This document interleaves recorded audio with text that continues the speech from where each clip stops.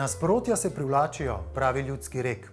Tako je tudi prazna garsonjera, ki meri zgolj 32 kvadratnih metrov, kot nepopisan list pritegnila mlado oblikovalko, polno idej, ki je stanovanju dala živahen pečat. Zagotovo ste si kdaj na internetu navdušeno ogledovali fotografije majhnih stanovanj in pri tem pomislili, da imajo takšne domove zgolj na drugem koncu sveta. Pa ni tako. Tudi v totem Mariboru smo našli življenja polno žepno stanovanje, ki ga je lastnica opremila s strastjo. Anja, sva v zelo ljubkem stanovanju, ampak kakšno je bilo to stanovanje, preden ste ga dobili vi v roke?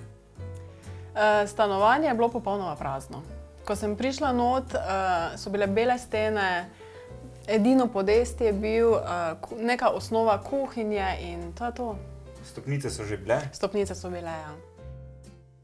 Stanovanje meri zgolj 32 kvadratnih metrov. V majhnem ambientu bi pričakovali bele stene, čim manj vzorcev in minimalizem, a lastnica garsonjere se je drzno lotila opremljanja z barvami in vzorci. V prvem koraku sem vedela vse. Kje bo kaj stalo, kje bo kakšne slike, kam bo kaj postavila. Dejansko sem imela v prvih 10 sekundah stanovanje zaskicirano v glavi. Usoda. Nekaj takega. Tukaj je ogromno ene vaše osebnosti po stenah, napisi, različne barve, teksture. Odkot ste jemali navdih? Navdih moram reči, da je prišel predvsem iz interneta. Blogi, brskanje, tam moram reči, da sem si že ustvarila neko idejo. Drugače pa mi je bil vedno cilj ustvariti stanovanje toplo in domače. Tako da mislim, da mi je s tem, s toliko slikami, s toliko detajlom to uspelo. Se pravi, ste črpali iz celega sveta, internet je hiter. Koliko hitri ste bili vi pri opremljanju? Kar hitra. Kaj se tega tiče, sem pa res hitra. Takoj, ko dobim idejo, grem takoj v akcijo. Tako da do prvega rezultata, da sem bila res zadovoljna, je nekje trajalo pol leta. V večjih stanovanjih vrata ločijo posamezne prostore, zato je lahko v vsaki sobi drugačna opremljevalska zgodba. V garsonjeri mlade Mariborčanke pa prevladuje enoten slog, imenovan eklekticizem. Tudi če bi imela večje stanovanje, bi izgledalo nekaj takega. Tako da vrata meni ne bi nekaj dosti pomenila, ker rdeča nit mora iti skozi celo stanovanje. Garsonjera deluje razgibano. Poglobljen bivalni prostor in 4 metre visok strop sta Anji omogočila, da je stanovanje izkoristila v 2 nivojih. Tako stopnice iz dnevne sobe vodijo v spalnico na podestu. Kam pa shranjujete oblačila, kuhinjske pripomočke, stvari, ki so za v kopalnico? Celo stanovanje je opremljeno na taki način, da je vse na dosegu roke. Omar skoraj da nimam, večinoma vse stvari stojijo na policah. Edino, kaj je res veliko, je omara v spalnici. To pa mora biti, ker sem vseeno punca z zdravim apetitom do oblačil in ševljev. Tako da, omara v spalnici pa je res velika. Kuhinja še je posebej zanimiva. Vse, kar potrebujem, imam na 2 policah. Na njej so krožniki, kozarci, skodelice in to je to, kaj potrebujem. Uporabljam še lonce, tudi ti visijo. In dejansko omar ne uporabljam. Vse, kaj je za tem not, je tako rekoč prazno. Nadvse spretno je izkoriščen tudi prostor pod stopnicami. Tukaj pa imam sušilni stroj in pralni stroj. Vsa kopalnica je tako mala, da not nisem dobila teh stvari.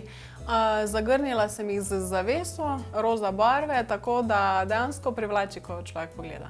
Je še estetsko, ne? Skoraj je prav, da je zmanjkalo prostora kopalnici. Res ja. Tako je bilo mišljeno. Bojler je tudi na zanimivem mestu. Ja, bojler pa je skrit v vstopu v spalnico. Tako da skoraj ga ni videti, ker je lepo za ekom.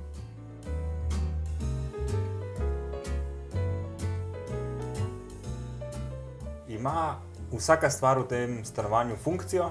Ja, ima. Se pravi, tista lestev tam ni zgolj za okras? Ne. Pajčevine se nekako morajo doseči in obrisati. Pri opremljanju je Anja vse skozi skrbela za ravnovesje med novim in starim. starina me zelo privlači. Tudi ko sem stanovanje kupovala, me je zunanjost hiše zelo navdušila. Zaradi tega, ker še je bila stara fasada, opeke so bile zunaj, tako da vsak, ko jo je videl, je rekel, joj, kdaj pa bojo to popravili, jaz pa upam, da nikoli. Tako da tu sem vedno probala ohraniti starino in vseeno dodati nekaj svežega. Ste po poklicu fotografinja in oblikovalka, tako da ni naključje, da tudi pri vas stene govorijo. Odkot vse te? Na stenah so vsa moja potovanja, kje sem kdaj bila in želim, da ko se sprehajam skozi stanovanje, dobim pozitivne asociacije in nekakšne spomine o tem, o lepih časih. Imate tudi en del stene, kjer se izražate lahko vsakodnevno, to je ta stena za mano.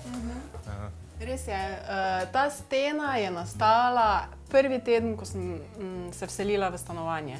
Res pa je, da imam takšno steno v vsakem prostoru, takoj ob vhodu in v spalnici, čez celo steno. Pomembno mi je, da lahko napišem v trenutku vse, kaj se mi porodi v glavi. Nekateri ljudje pravijo, kar se mene tiče, je to kar napaka, saj si bom zapomnil, ampak ni res, takoj se je treba napisati. To uporabljam za ideje, za kaj je treba kupiti, kam hočem iti, za vse. Vse, kaj imam v glavi, hočem tako napisati. Zaradi tega imam krede vse posod res pri roki, da lahko tako vedno. Imate eno v žepu? To pa ne, ampak za tvojim hrbtom pa. Ja, pametni pišejo, pravijo, ne? Tako da očitno ste pametna. Hvala. V spalnici je vratolomna oziroma hinavska višina. Kakšen način premikanja imate po spalnici? Zanimiv. Ampak moram reči, da mi je to ravno bilo všeč, ko sem prvič videla, ker je bilo nekaj posebnega, tako celo stanovanje.